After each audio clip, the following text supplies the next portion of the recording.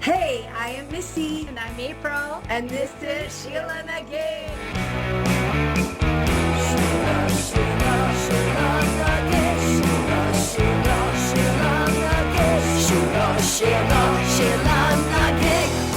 Welcome, welcome. Thanks for listening. Thanks for being here. We so appreciate it. Each week we present and explore our own Sheila and the Gig, a woman whose strength and perseverance has led her to greatness, who empowers us, inspires us.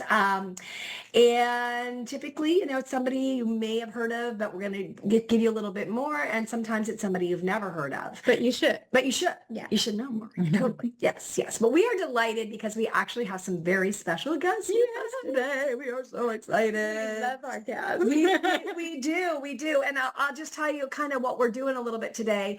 The Lenox Movement Theater in association with Immersive Art Collective present the West Coast premiere of Feast, a vivid reimagining of the epic poem Beowulf as a cautionary tale. True to the ancient myth, Grendel, a monstrous creature described as mankind's enemy, is killed by Beowulf, but it is here that Feast diverges in this immersive and visceral theater experience. Grendel's mother throws a dinner party to seek justice for her son's murder, only to confront her own guilt and rage. So we're super excited because Feast had its West Coast premiere here. It opened last weekend, March 8th, and it's going through April 6th at the Count's Den Theater in downtown LA. And we are so thrilled here to have three of the amazing women involved in this awesome production. So we'd love for all of you to introduce yourselves. And we're just going to jump right in. So who wants to go first? My name's Megan Gogerty, and I'm the playwright of the play. Yay. Excellent. Wow. Thank you. I'm Erin Schlabach, and I'm the actor and a co-producer. Nice. And I'm Laura Covelli, also a co-producer, and I directed this version of Feast. Okay. Awesome. Now, how many times has Feast been performed? Oh, that's a good question. Let's see. I have to count in front of you. Let's see, premiered in 2019, and then it had another production at the No Theater in Cincinnati in 2020, which was online. That online version got done a couple more times at a couple other theaters. And then it got done at Tesseract Theater in St. Louis. And then Walking Shadow in Minneapolis did it. And then they did it again. They did a remount of that. So this must be the 7th production. Forgive me, Feast producers, if I've forgotten. I'm impressed. I am totally impressed because I just kind of threw that at you, and I'm sorry about that. No, that's great. I also want to mention that this one woman live theater event does include an actual feast. Is that true? Yeah, I think every production has done it a bit differently. We went like a feast of charcuterie and drinks and all of that. So people come in and they have this experience. It begins when they walk in the room. So they should come to the play hungry. Yeah, so they come, there's like a half hour before our host arrives, and so they have that time to feast. Oh my Wow. gosh, I love that. That sounds great. That sounds really really cool. Love that, and we will come hungry, right? We will now. Now that we have a heads up. Yes, totally. The first question that I'd like to pose is for Megan, who is again the playwright.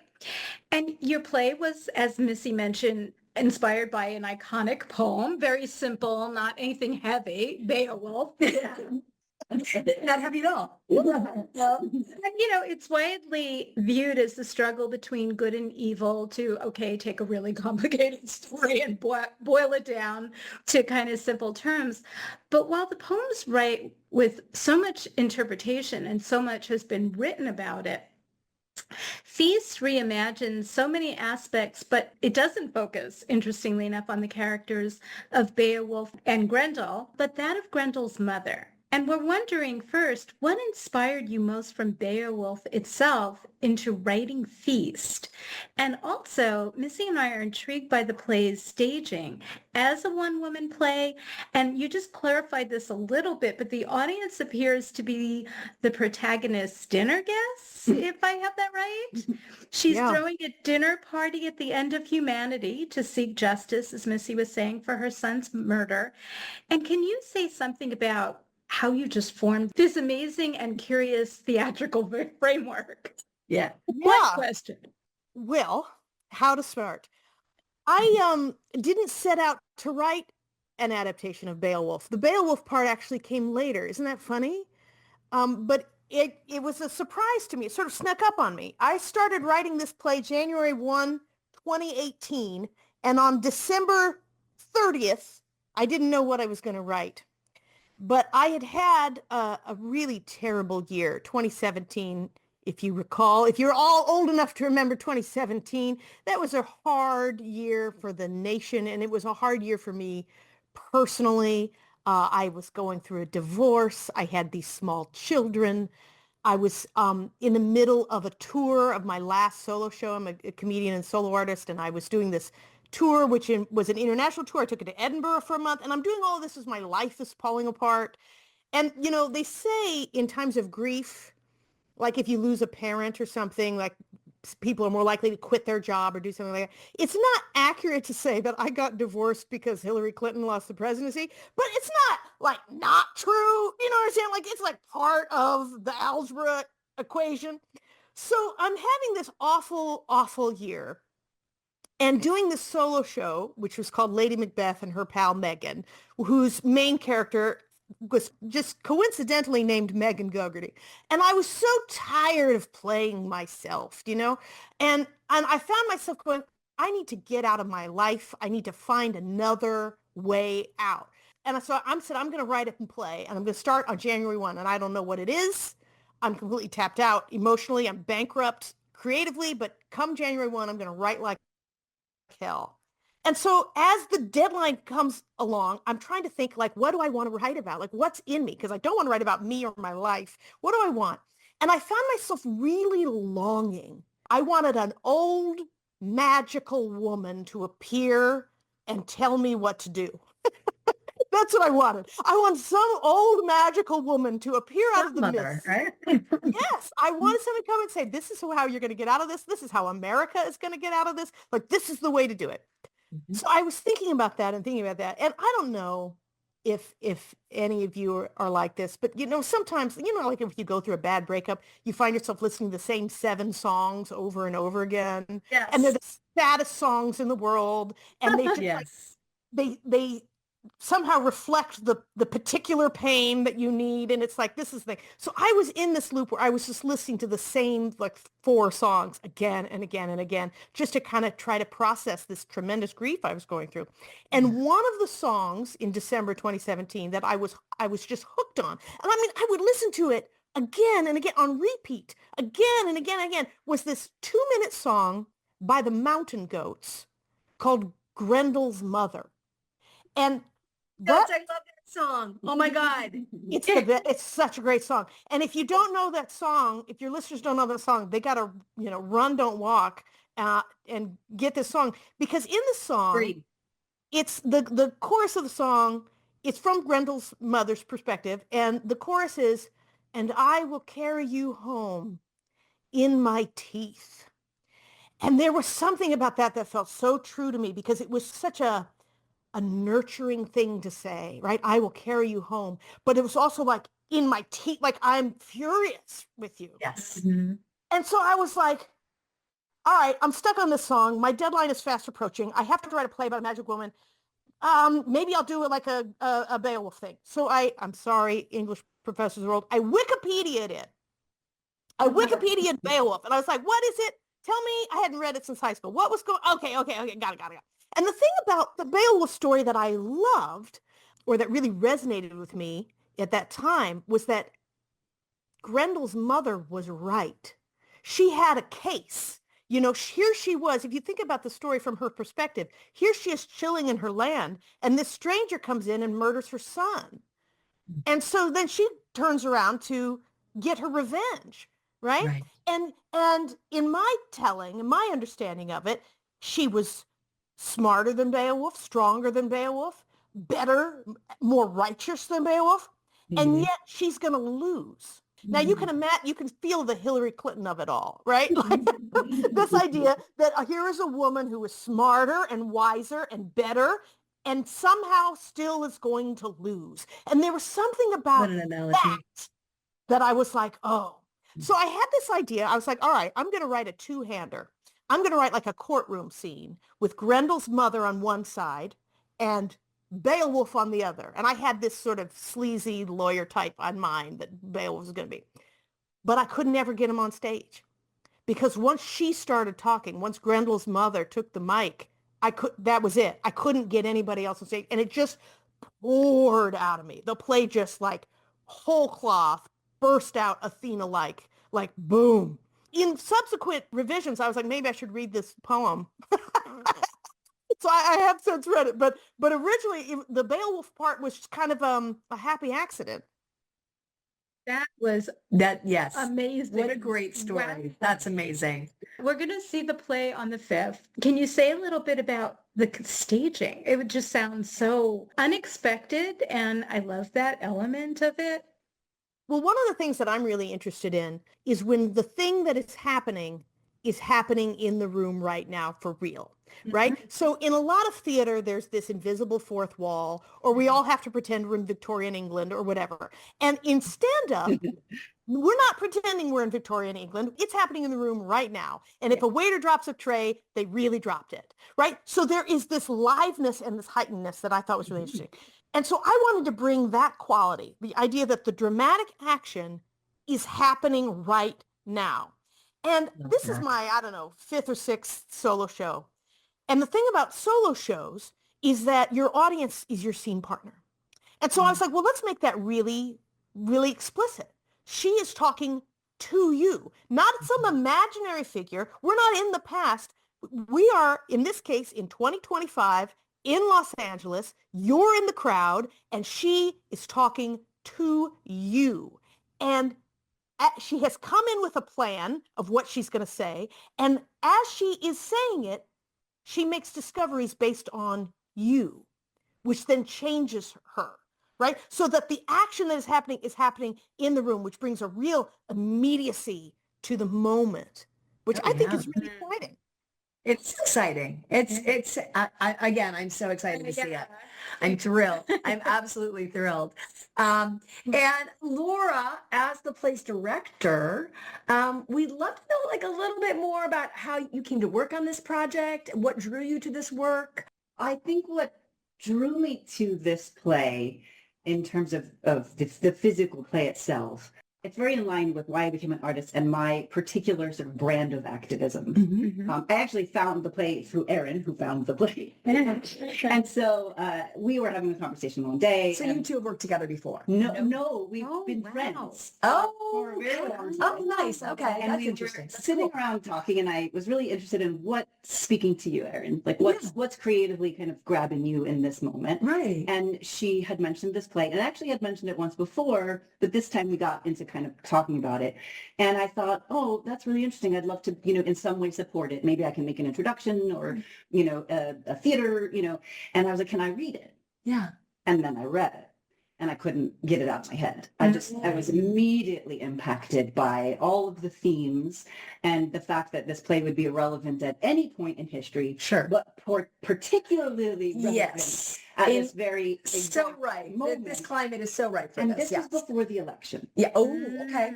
So, wow. Yes. To then be sort of having and what Megan said earlier about Hillary Clinton and being the smarter and the better and the stronger, and we got to do it twice. Yes. But the themes specifically that really jumped out at me, and there are many, but the rise of authoritarianism, which is a cyclical threat that we revisit every century. Yeah. A growing wealth and class divide, humanity's disconnection from nature, gender inequality, the fact that our patriarchal system doesn't value the role of mothers or what is feminine. Yeah. What is feminine in the world, Right. and then how they spin it. Yep. Yes. The difference between revenge and justice, which to me is one of the most beautiful moments in the show. And Erin and I talked quite a bit about that when we were doing our text work and digging into the play. Sure. Grief and rage as fuel for activism, which I really love about this piece. Love that has boundaries but also takes action. Colonialism, the age-old acquisition of land and resources by force. We're seeing all of these things right now. Yes. And one of the things that did, as you brought up, really intrigued me was what we determine is heroic. Right. Heroic, the textbook definition of that being, fulfilling a higher purpose or attaining a noble end, bravery, and that the cultural conversation around this to me is very important because Sure. we view heroism through the lens of our beliefs. Okay. You know, a hero on one side of a conflict can be a monster on the other. Of course, yeah. And the brute force of like the kings and the warriors in the story of Beowulf, you know, the way that Megan frames it, we look at it as violence toward the indigenous creatures of the land that they took by force. And that's celebrated in Beowulf and framed by this sort of masculine power concept of what strength is. And Of course. and I love looking at it from the lens of like, but what is strength? You know, is that aggression or intimidation heroic, or is a mother's valiance in defending her innocent child heroic? You know, and how do we solve conflicts? And if we look at our leaders or world leaders, even, you know, which of them do embody heroism and which of them are strong men? You know, I found that fascinating to explore, and I think that was one of the hooks in for me Yeah. to really kind of dive into thinking about how to make this, you know, piece come to life. Yes. Yeah. Yes. Wow. Wow. Absolutely. So well put. And there are So- many more themes. It's hard to believe that there are all those themes in one play. I know. As she was saying that, I was like, wow, there's so, yeah. And more. Yeah, and more. That's amazing. So you two have been friends for a long time. Mhm. Yeah. 13, 14, around Okay. Years. And Years. yes, and you're both artists. Yeah. Yeah. And how would you define yourself as an artist? I wear a lot of hats, and Okay. it really depends on the project. Okay. I was initially I was an actor and a dancer. Okay. And then I produced only by force because in order to make things happen, particularly in the theater, but Sure. also in the film world, Yeah. you know, you have to kind of make them happen. So it was always my last choice of what to do. Yeah. But it's necessary. And I've directed and created a lot of original work over my time. Okay. But I started writing about 12 years ago as well. So for me, it's story driven. Right. What is the thing I want to say? And then what form does that look like for me? Am I the It's person? a really good way to put it. Am I the person saying it? Yes. Or am I the person writing it? And then, or am I the person pulling it out of another actor or Sure. actors? You know, Sure. what's the best fit for that thing in the moment? You know? Right. So Right. I like wearing the different hats. Yeah, no, I love that. And where are you from, Laura, originally? Originally New York. New York. Ah. Yeah. Just like April. I'm in New York. New York too. I love it. Love it. And do you live in LA? I do. I live Okay. on the west side in Oh, LA. okay. Okay. And Erin, what about you? Where are you from originally? I'm originally from Indiana. Indiana. What part? Anderson. It's about 30 minutes northeast of Indianapolis. So What is central. it? My sister lives in Indy. I like Indianapolis. I'm a Michigander originally. So, okay, you know, okay. Midwest, love that. And you live in LA as well? I do. How long have you been out here? 25 years Ooh. this summer. 25 years. Okay. What about you, Laura? How long have You you been? got me beat. I'm here 18. 18. Okay. And where are you coming to us from, Megan? I'm coming to you from exotic Iowa City, Iowa, glamorous, big city, Iowa City. I teach at the University of Iowa. So it's a sleepy little college town. What are you teaching? I teach playwriting. Well, what else would you be teaching? Well, it sounds like you wear many hats too. It sounds like you could teach probably a lot of things. It sounds like all three of you could teach a lot of things. Because I was going to ask you as well, Erin, because how, in terms of your artistry, tell us a little bit about you. Yeah, so I do have a background in performing, but I've actually probably in the last decade or more have done more directing and more in the realm of physical theater. So creating original work, devising plays, that sort of thing. Gotcha. And then I teach movement, and I also use theater in other ways. So I work at women's retreats. I'll do movement sessions. I will also Oh, that's great. work with corporations or businesses, using theater in those ways to help develop different skill sets and that kind of thing, or even teaching play, which is very valuable in those settings. And then just to spark creativity and that kind of thing. And then also ritual theater has been a huge interest to me as well. And so I do that a lot at women's retreats also. Ritual theater. Can you just touch on that a little bit? Ritual theater. Yeah, it's like using theater in a way that's usually there's participatory elements, but it's ritualizing things that are up at the moment. So I'll just give a little example. So after the pandemic, I work with the Radiant Life Retreats. Okay. So we have a team and we do a ritualized theater moment at like toward the end of every retreat. Okay. And so, but it was the first one post-pandemic. Okay. And so, and I had just read Francis Weller's book about grief, and he talks about these different gates of grief. And so we created this space. We had these witches. This is going to sound insane, maybe on the podcast, but anyway. Yeah, I was witches. Yeah, you got me. You're in the right place. You're absolutely in the right place. Trust me. The thing is, they're all like, they're very playful. There's a lot of laughter, but then there could also be tears. So it starts off with these kind of three witches, and they're very like quirky and funny, and they're around this cauldron, and they're putting things in and taking things out and giving it to the participants. And then we end up giving them these pieces of paper where they can write the particular kinds of grief that they are still holding in this very right after the pandemic time period. Yeah. And then we reveal these gates, and they put their grief at the particular gate that it belongs to. Wow. And then these witches sort of transform into something else, and they sweep up all the papers, and we take them outside, and it's in the night, and we all have lanterns, and we go into this orchard, and we bury them, and they're actually seed paper, and we all like talk about what we're calling in. And we have someone that's writing down everything that everyone says that they're calling in. And then we secretly are making T-shirts. Oh my gosh, this is fascinating. Each word on it. And then it turns into like everyone gets handed this T-shirt when they come back in with their word on it. And then it turns into this big dance party. And Oh my gosh. but anyway, so just Oh my gosh. using theater in these ways that can be healing, that can bring community together. Yeah. So anyway, that's also a That huge wow, that is fascinating. We have to go to one of these retreats. Oh, definitely. We want to get on your mailing list. Yeah, we want to get on your mailing list for sure. And I think that segues into a question that I had, and that was about preparing for this role. Yeah. Because the person sitting across from me is a very lovely young woman, and Grendel's mother is described as like almost an ancient hag, you know.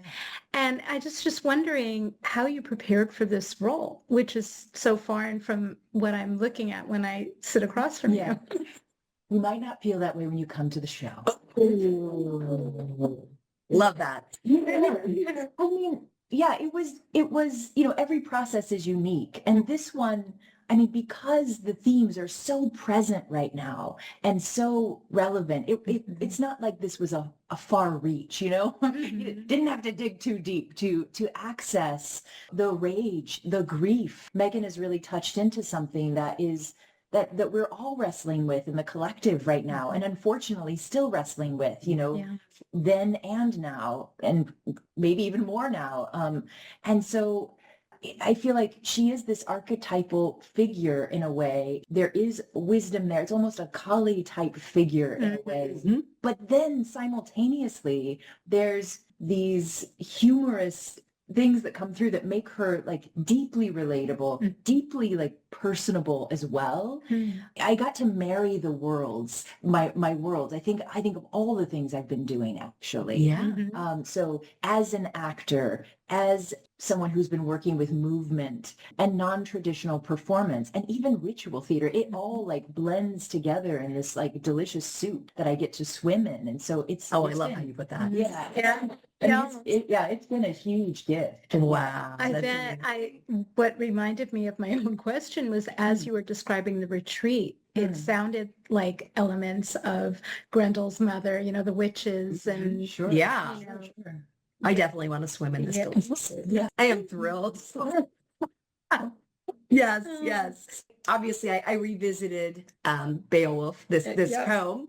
I admit that I checked out the Cliff Notes. very acceptable. Yes. But we were discussing the idea that Grendel kills because the sounds of joy pain him. And we're wondering if Feast addresses this through the character of his mother.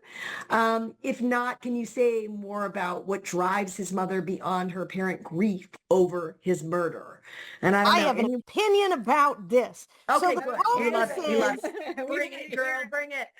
The poem says Grendel's mother hates joy. Who wrote this poem? It's been like if you live in an apartment and your next door neighbor has a party and they're playing music till 2 a.m. and you go over and you knock on the door and you say, hey, look, sorry to interrupt, but I have to get to bed and I have work in the morning, and your neighbor turns around and says, why do you hate joy? Why do you hate the sound of my joy? I have to wonder about, well, I don't know if it's the joy part so much as the, right? So Grendel's mother, I don't know if she hates Beowulf's joy so much as she hated the fact that Beowulf murdered her son, right? I have taken the point of view that the poem was written by the victors. If we think about Beowulf as a piece of propaganda, right? So she is slandered like we don't actually know anything about her. One of the points about the poem that really irked me, and this is in the play, it's a plot point in the play, is the fact that we are referring to her as Grendel's mother, like she doesn't have a name. What is her name? They didn't bother to write it down in the poem, but one has to assume, right? If obviously Beowulf's a work of fiction, but let's say it isn't, right? People have names. She has a name, but the poet didn't think that her name was worth writing down.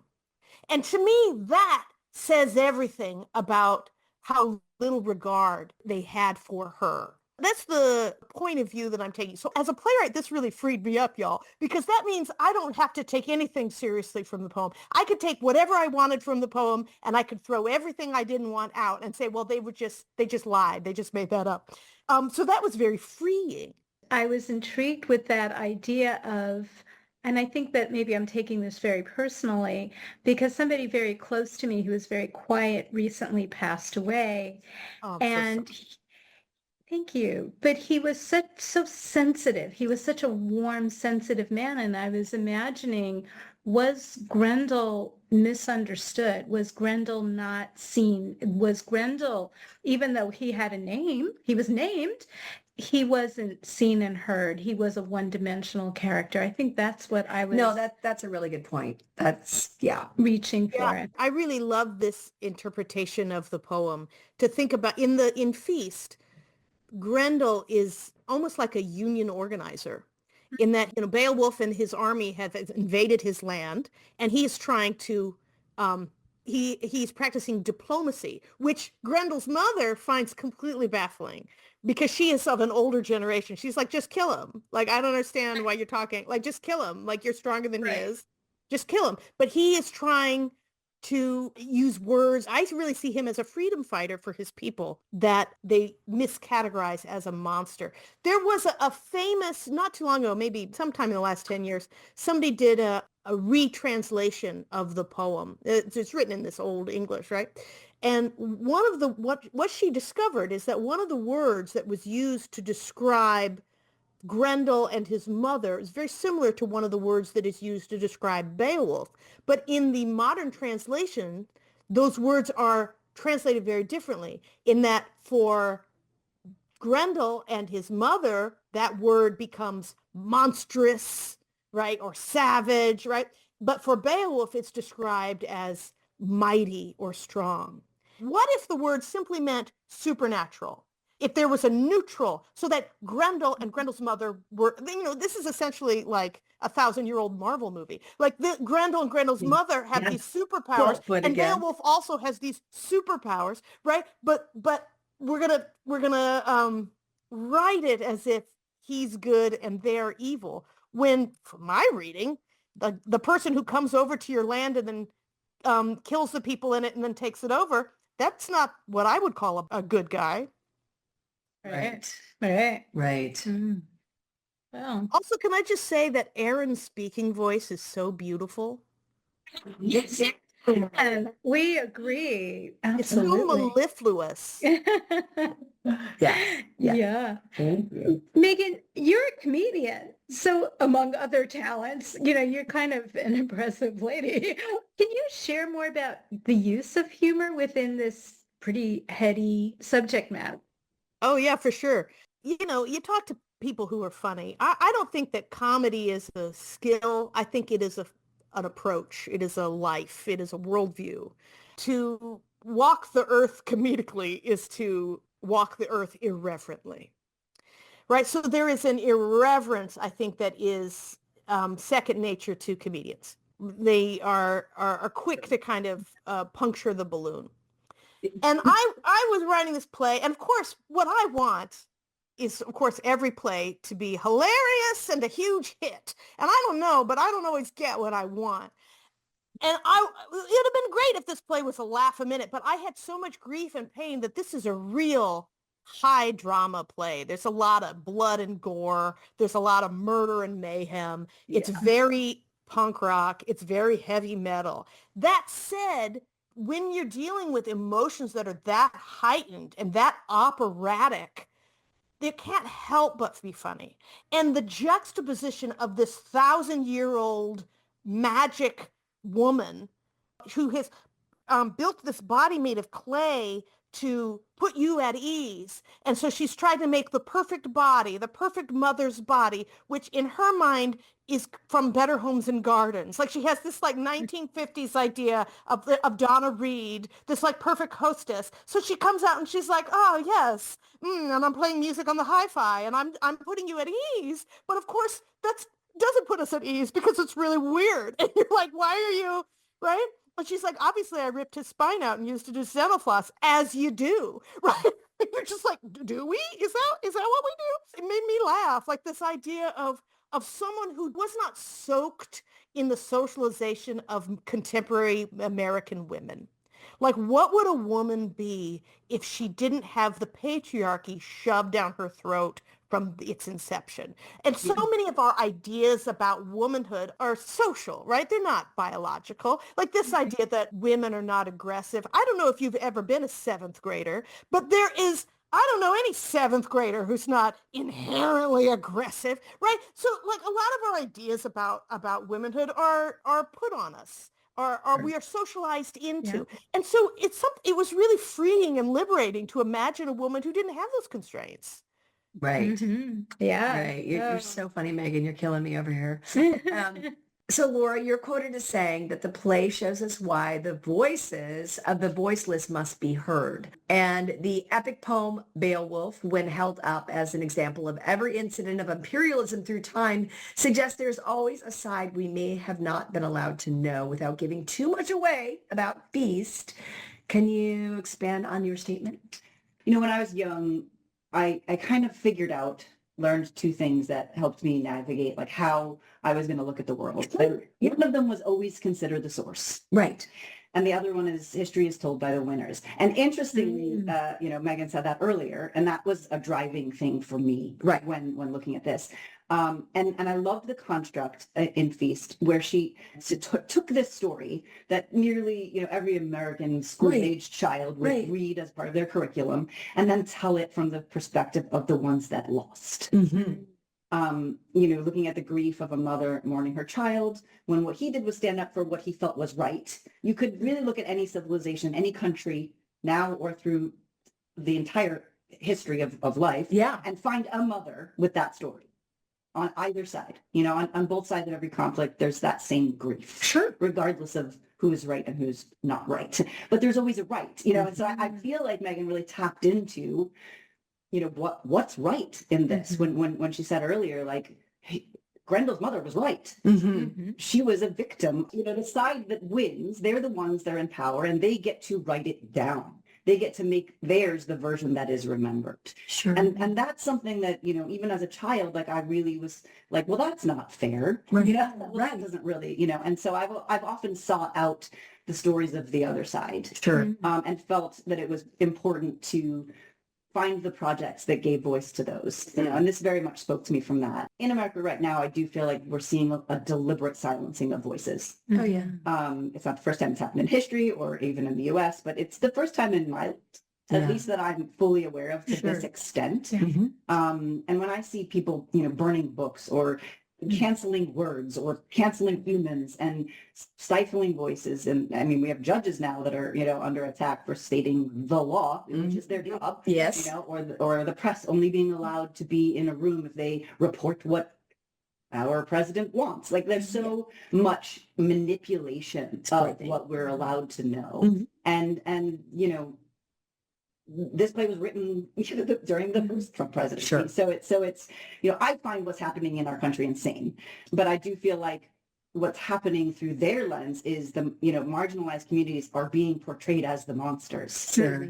drag queens are responsible for the ruining of our children. Immigrants are being accused of being gang members with zero due process. Like, that's what's being blamed for all of our problems. Yeah. But really what's happening is our rights and freedoms are being stripped away. And what I love about how Megan frames that is, basically so the billionaires can line their pockets. Right. And it's happening. And she wrote it before, Yes. So it really, it's Predicted it. this power grab, that we're watching happen, we're seeing them hijack the narrative. And so that's what really grabbed me about, voicing the voiceless and telling the other side. Yeah. I just don't think right now, like, only really independent media is doing that Sure. right now. Sure. And so this was a creative, artistic way to dive into voicing the voiceless. Yeah, for me. which is so important right now. We just dealt with that with 4 Women in Red, Right. missing and murdered Indigenous women. Yes. Huge epidemic, Absolutely. Massive. Yeah. and it was so important, but people don't really talk about it. We don't really hear about, It's also not new. No, Right, it's not That's new what's at amazing. all. It's not new. It's been But happening for I centuries. remember when we learned so much more about it, and just people who, listen to our podcast were like, oh my God, we had no idea. I love that we're able to talk to you about this. I mean, it's so important and it's so relevant. It's so relevant, Yeah. But Erin, I got to return to your portrayal. And I'm just wondering what was maybe gratifying about playing this role, what was challenging. And my big question is, with knowing that Megan performed this herself, how is that experience for you, knowing that you're reinventing that role, you're portraying it through your lens? And is there any pressure, or how does that feel, knowing the originator? And I don't know if Megan will see that performance, or has she seen it? No, she hasn't.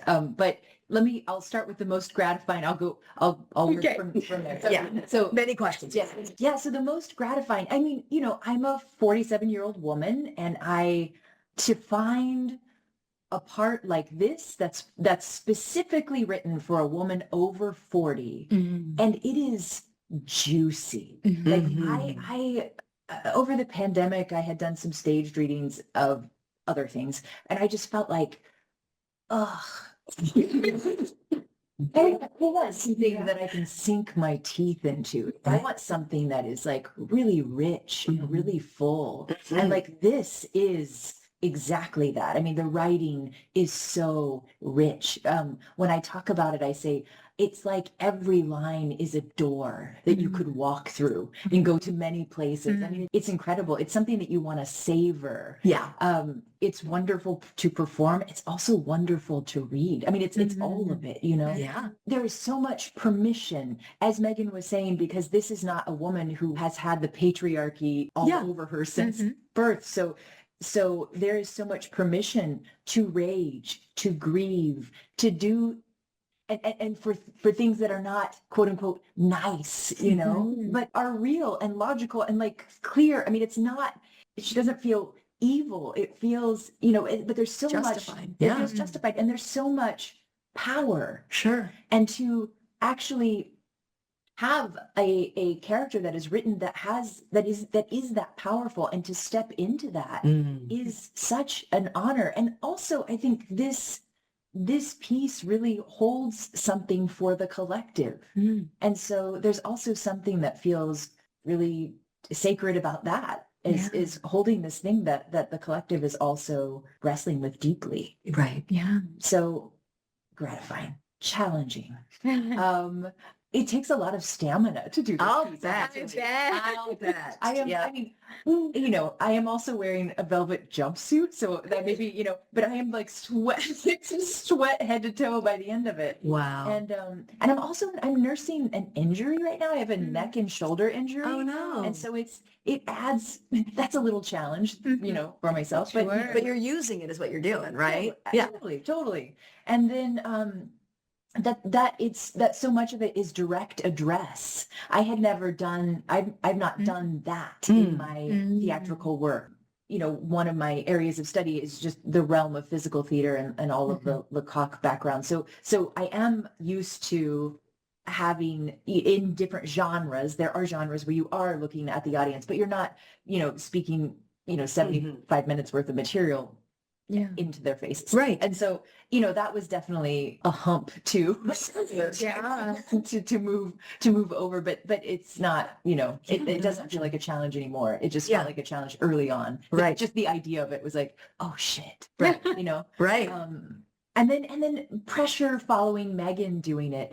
You know, it's not that. How I even came to know the play was through my dear friend Isabel Nelson, and I was visiting her in Minneapolis. She's the actor who did the Minneapolis production. Okay. Okay. And so she had just received the script, and we reread it together. Well, that's super cool. And so, I mean, I was stunned at how powerful it was. And I was in a particular place in my life, and I mean, I remember feeling completely stunned, but I couldn't take it in fully somehow. And about probably 9 or 10 months later, I woke up. It was like the tail end of a dream. And it just said, you have to read that play right now. And I was like, that's weird. Okay, sure. And so I did. And then I just sobbed. Like I just was like sobbing uncontrollably. And I was like, oh. Megan is patting her heart. Yeah. But I mean, it was just, there was something in me. And then I was like, this is not, I don't do one person shows. I've never done a one person show. I don't even want to do a one person show. I can't, you know, I mean, it was like this little, it's like this little, I don't know, creature that just kept coming and like jumping on my shoulder and claws in my neck. And I was like, and I push it off and it's like, no, we're not doing, and then back on. Wow. Back on. And then finally I was like, I have to do this. And so for me, more than like feeling intimidated or pressure, I actually feel like I've been initiated into some sort of like sisterhood of the people who have come before, because this show, I mean, it requires something really particular to do it. And it requires, you know, a kind of courage, a kind of resolve, a kind of like, most, you know, before the show, I basically just asked for me to just get myself out of the way and let this flow through, because it's bigger than me. Like this piece is way bigger than me. Sure. More than anything, I just feel honored to be a part of the extraordinary women who have done this show before me. It's great. And I'll bet you two have had a lot of conversations about this kind of building up to it. Is that, I saw the look as she was talking about this. I saw the look on your face, Laura, which, and there were probably a lot of conversations right before you even decided to do it, or, you know, how did that work where, you know, you came together to work on it? I mean, I knew that I was going to do it. Okay. Come hell or high water. Okay. Okay. I mean, I just. It sounds like it. Yeah, the muse was there and wouldn't shut up. Right. So this is happening.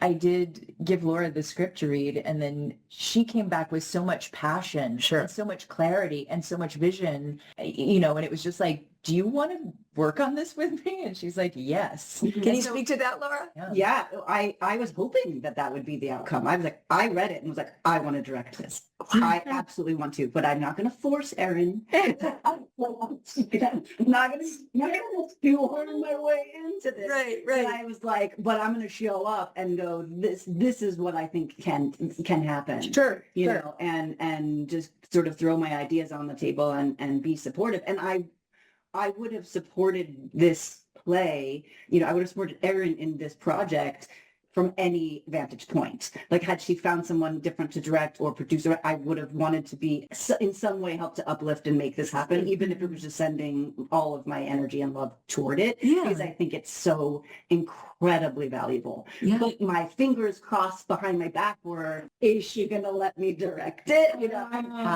and so, you know, we talked a ton, and we did, you know, a lot of just talking about that. We would read sections and then devour the words and really analyze and talk through them. And that's actually something that I love to do. I trained many years as a Shakespearean actor. Oh, wow. And so, you know, heightened language and classical text and direct address is something I love as a performer, but also, you know, to create the intimacy with the audience. Right. And also we both have a background in clown, and there's a lot of direct, you know, lack of a fourth wall in that. Sure. As well. And so it really spoke to like similar to what Erin said, like it spoke to all of the things Right. that I love.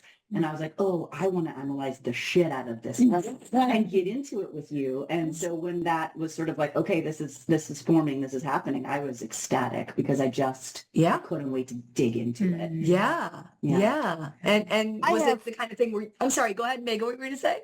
Oh, I was just going to say that I am 100% certain that Erin is a better actor than me. So she shouldn't feel at any way intimidated at all. In fact, the piece, I am confident, has only improved now that Erin is doing it instead of me. Well, how did it come to be though? Did you ask her at one point, hey, would you consider directing this? Is that Mhm. okay? Yeah. Okay. Yeah. And you were thrilled. You were waiting for that question. Well, we were in the back of the Count's Den, which is where we had walked into that space, and both of us just, we'd looked at a number of black box theaters in different spaces, and they're all nondescript, and we'd have to do all that. And we walked into the space, and we both were like, "Oh wow!" Like, whoa. This is it. It's just perfect, Wow. and it's not set up right, and it's not, like we had to like figure a lot out that we wouldn't have had to necessarily figure out in another But that space. vibe was just, But it was still right, and we were standing in the back, and and talking about it, and I remember Erin was like, yeah, of course I want you to direct this. And I was like, yeah. That's so cool. That's so cool.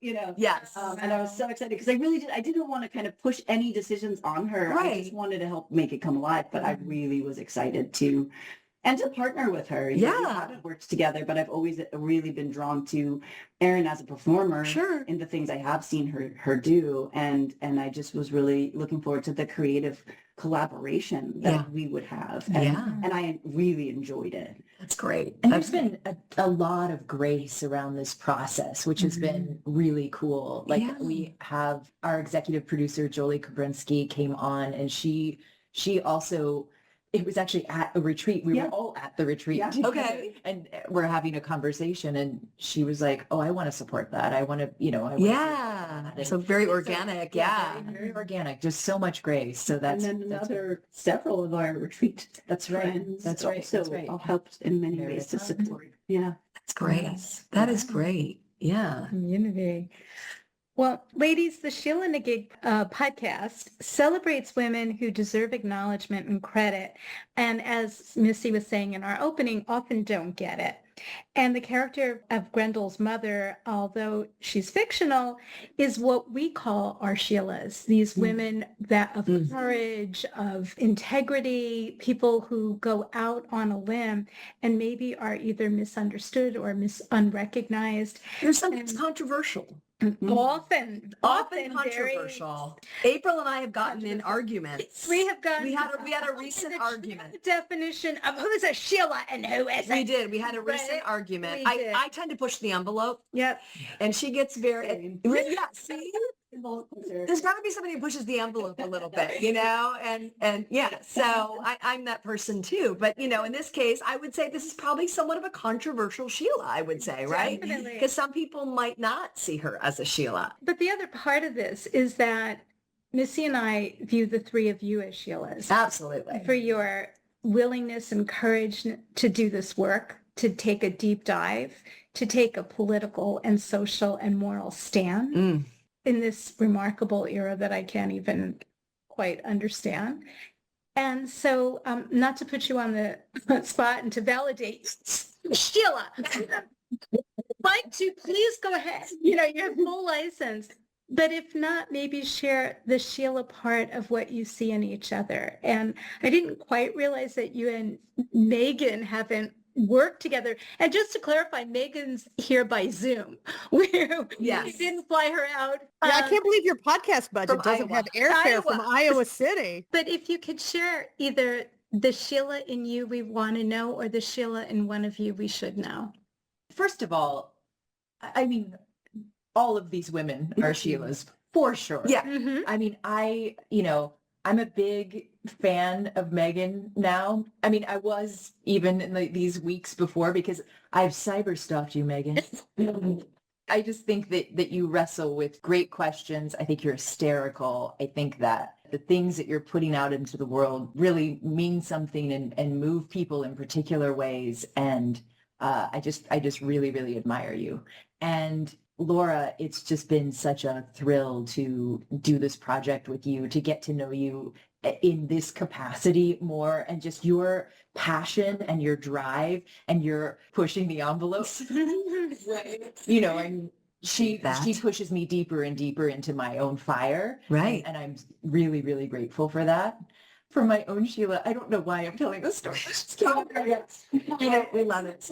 This is just a weirdo story of me as a child that feels like it connects. I think I've always had a bit of something in me that really wants to stand for what is just and what is right. Yeah. We're going a little off okay. So, but when I was a kid, I remember being forced to do something that I didn't want to do, which was go drive and meet my stepdad for lunch. I was a small child, and we would sit in the car while he would eat lunch. We would meet him, and so it was so my mom and stepdad could talk, but we were young enough where we couldn't be left home alone. And I got my little brother, to join me in creating a picket line. We made signs, and we picketed the driveway. So good. I don't even know why I'm sharing this. It's bizarre, but I just thought, there's always something, like, I've always had this little fire in me of of speaking up and standing up and standing out, and I think that's a quality. It's kind of like marched around your mom, like, we're not gonna. This is how we feel about it. Driveway In the driveway. Okay. Public. Okay. For the see, that's even better. For the public. Yes, everybody could see. How did your mom respond? I think that she laughed a lot. Yeah. So Did you go to lunch? Probably. Probably. Yeah, but that's I'm sure there's better examples as an adult, but that's a good example. I love it. That's a good story for sure. There's a fire. Yeah. I remember, like, myself, there was safeties. They were called safeties, and they would cross. They were basically the crossing guards. Yeah, sure. And they were all boys. They were all boys, and they got to wear this, this cool orange The sash, right? And I just was, why? And I remember I went to the principal. I said, "Why are there no girl safeties?" Well, there just aren't. And I said, "Well, I would like to be a safety." And I think I was in third grade or fourth grade at the time. Yeah. And he was like, well, I said, "Well, why can't I be a safety? I don't understand." And so I was the first girl safety at my school. It was a big deal. And it gave me so much confidence that I went to my priest at my Catholic church, and I said, "Why are there no altar girls?" Well, we've never had all. I said, "I'd like to be an altar girl, please." So I was really, like, within 3 months, I went from being the first girl safety to the first girl altar girl, because I was like, you know what, pushing the envelope, right? And I look back at that, and it's just like you with your, your picketing, like, this is not right. This is how I feel about it, and I'm going to express that. And I think that's very profound and important, and defines our path as women, as we, I think it's very important. So I love that you share that. We love storytelling. Sometimes I get a little carried away with my stories. Sometimes April gets a little bit annoyed, but What about you, Laura? Okay. Well, I think, as I said, I haven't met or spoken to Megan, but as a writer, because I'm also, when I try to, tell a story, I'm always looking for a framework or an argument that's a new perspective. And also, who is my audience, and how do I appeal to them? Sure. Because I don't need to talk to the people who already agree with me. Right. I actually need to reach the ones that don't.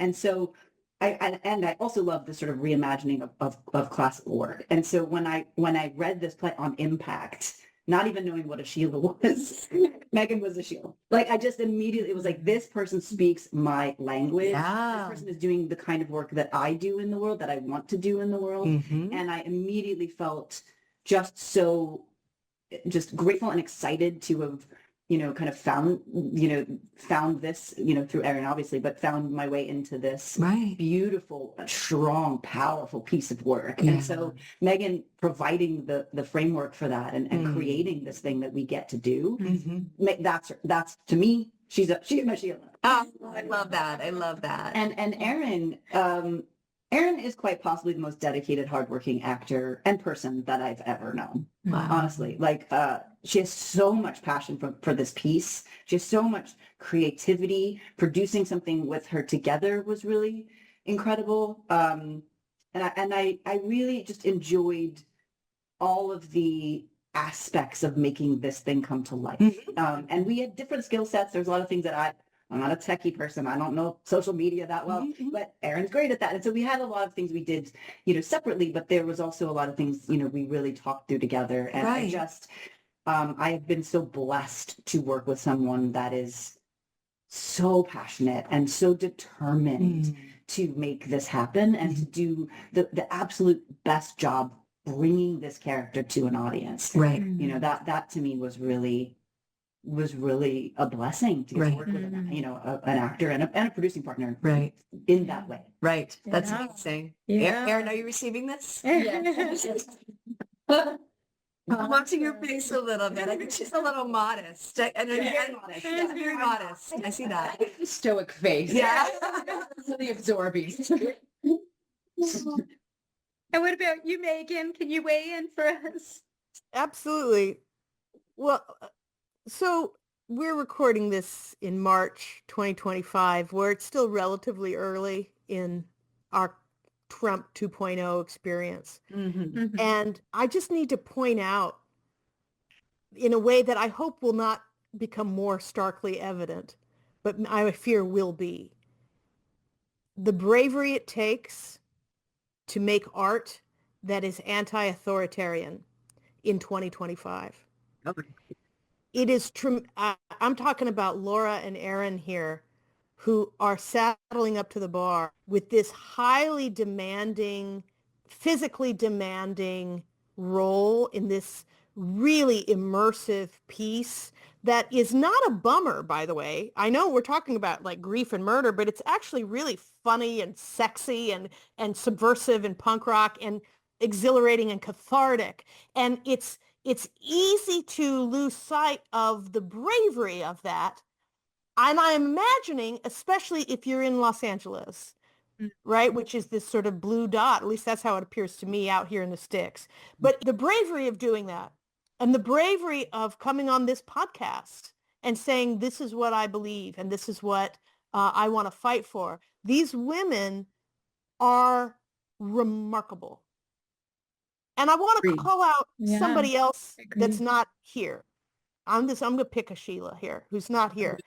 In this world that right now rewards cruelty and stupidity, every woman who has a child who is trying to raise that child to be kind and curious, which are not two qualities that are going rewarded presently.